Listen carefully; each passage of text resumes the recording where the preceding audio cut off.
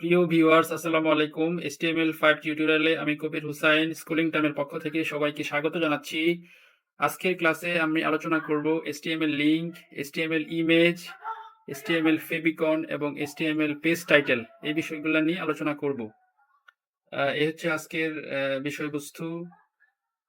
HTML link, HTML link কথা থেকে আপনারা বুঝতে পারছেন যে এটা একটা লিঙ্ক তৈরি করে, মানে ইউজাররা পেজের কোনো একটা টেক্সটের উপরে বা ইমেজের উপরে ক্লিক করলে এটা অন্য কোনো পেজে চলে যায় বা অন্য কোনো ওয়েবসাইটে চলে যায়। এটা হচ্ছে HTML লিঙ্ক। আর এটা লিখতে হয় হচ্ছে ahref, তারপরে ইউআরএল লিখতে হয় লিঙ্ক টেক্সট, এরকম লিখতে হয়। টেক্সটের উপরে ক্লিক করলেই এটা ওই নির্দিষ্ট ডেস্টিনেশন সেখানে চলে যাবে বা আদার পেজে চলে যাবে। আর ahref এর কিছু অ্যাট্রিবিউট আছে: self, blank, parent, top. Self মানে হচ্ছে সেম উইন্ডো ওপেন হবে। টার্গেট যদি সেলফ লিখি তাহলে সেম উইন্ডো ওপেন হবে। টার্গেট ব্ল্যাঙ্ক লিখলে নতুন একটা উইন্ডো ওপেন হবে ওই লিঙ্কে ক্লিক করলে। আর প্যারেন্ট লিখলে হচ্ছে যে প্যারেন্ট ফ্রেম ওপেন হবে। আর টপ দিলে এটা হচ্ছে বডির টপে এটা শো করবে। আর HTML ইমেজ, আমরা যদি ওয়েব পেজে কোনো ইমেজ ব্যবহার করতে চাই তাহলে এরকম ইমেজ ট্যাগ লিখতে হবে। সেটা কি? সেটা হচ্ছে ইমেজ src ইউআরএল। ইউআরএলটা হচ্ছে আমার ইমেজের ইউআরএল, ইমেজের লোকেশনটা। আর ALT লিখতে হবে, অল্টারনেট। অল্টারনেট টেক্সট বলতে বোঝাচ্ছে কোনো কারণে যদি ইমেজটা লোড না হয় তাহলে এখানে যে লেখাটা থাকবে সেই লেখাটা শো করবে। এটা হচ্ছে HTML ইমেজ। তারপর হচ্ছে ফেভিকন। ফেভিকনের জন্য আমরা হেডের ভিতরে link, relation, title, type, image এবং href ইমেজের লোকেশন এবং ফেভিকন ডট আইও, এটা হচ্ছে আমার যে ফেভিকনটা সেটার ফেভিকন সেটার এক্সটেনশন হচ্ছে ICO।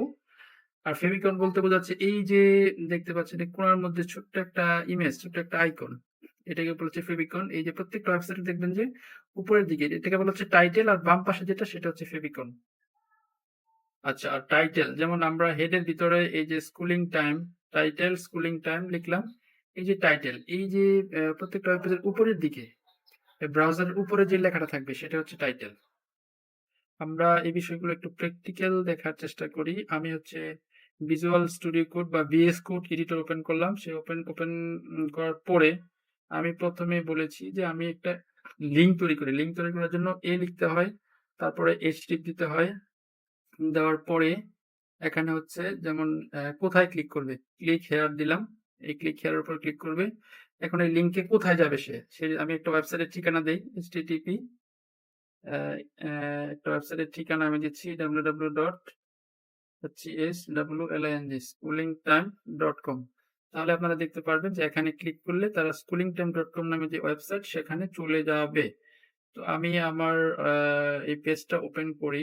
পেজটা ওপেন করার পর আপনারা দেখতে পারবেন, দেখেন আমার এই পেজের আউটপুট হচ্ছে, এটা হচ্ছে প্যারাগ্রাফ আর এটা হচ্ছে ক্লিক হেয়ার। এটা আমরা তৈরি করেছি এখন লিঙ্কের জন্য। যে একটা লিঙ্ক তৈরি হয়েছে, যে একটা আন্ডারলাইন তৈরি হয়ে গেছে, অটোমেটিক লিঙ্ক দিলে একটা আন্ডারলাইন তৈরি হয়ে যায়। আমি এখানে ক্লিক করার পরে দেখবেন যে schooling.time.com এখানে চলে গেছে নতুন একটা ওয়েবসাইটের সাথে লিঙ্ক হয়েছে ওই টেক্সটের, ওখানে চলে গেছে।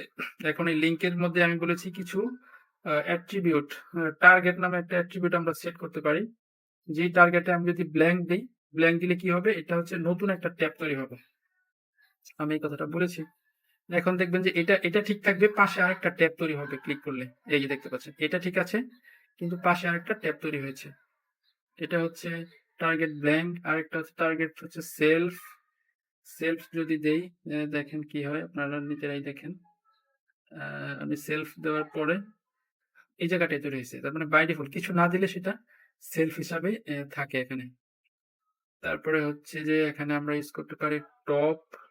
টপ একটা অ্যাট্রিবিউট, দেখেন আমরা যদি টপ ইউজ করি তাহলে সেটা দেখবেন যে আমার এখানেই শো করবে সেম। তাহলে নরমালি আমরা হচ্ছে এই জায়গাটায় টার্গেট হচ্ছে আন্ডারস্কোর আন্ডারস্কোর ব্ল্যাঙ্ক ইউজ করি, আন্ডারস্কোর ব্ল্যাঙ্ক এই জিনিসটা ইউজ করি নতুন একটা ট্যাপে যাওয়ার জন্য।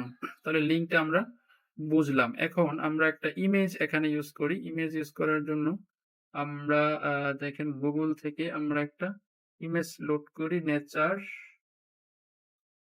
নেচার সাপোজ ধরেন আমি এই ইমেজটা লোড কপি করলাম, সেভ। সেভ। আমি আমার যে ফোল্ডারটা ডেস্কটপে HTML ফোল্ডার, ওখানে আমি একটা ইমেজ সেভ করি। আমার এই ইমেজটা ঠিক নাই, আমি নেচার ইমেজ জেপিজি একটা ইমেজ আমি লোড করব। ওকে। দেখতে পাচ্ছেন। আচ্ছা, আমার একটা গাছ, এটার ইমেজ আমি ডেস্কটপ, HTML ফোল্ডার, না এটা জেপিজি ইমেজ না। Save image. আচ্ছা, এই ইমেজটা আমি ডাউনলোড করলাম। ডাউনলোড ফোল্ডারে আমার কোথায় সেটা নাই। আচ্ছা, আমি এখানে আমার একটা ইমেজ আছে, ছোট্ট ইমেজ। এই ইমেজটা আমি নিয়ে নিচ্ছি। HTML ফোল্ডার, এটা হচ্ছে আমার ফোল্ডার। আমি এটার নাম দেই যে, এটার নাম দেই, রিনেম করে এবার একটা নাম দেই।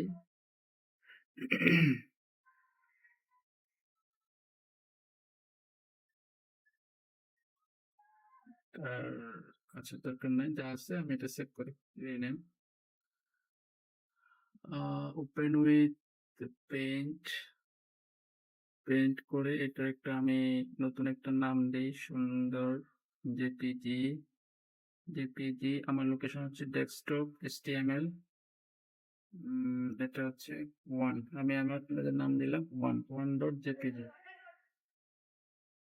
তাহলে আমার ইমেজটা আমি এখানে লোড করা।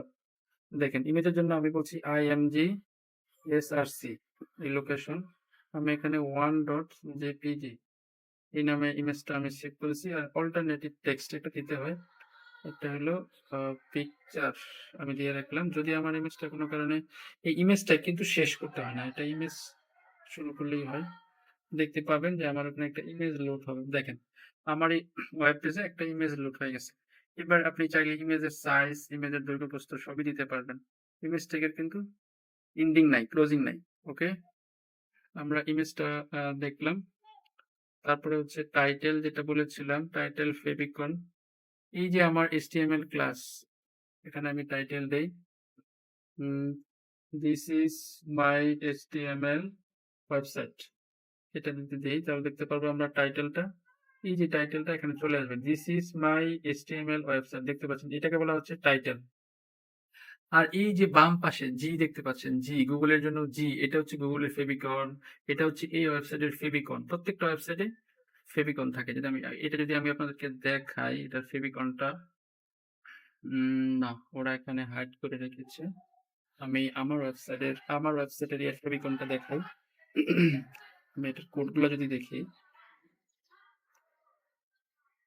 এই দেখতে পাচ্ছেন, এই যে লিঙ্ক এইচডি, ফেভিকনের আইকনটা, তারপরে আরইএল আইকন, এটা দিলেও আমার ফেভিকনটা শো করে।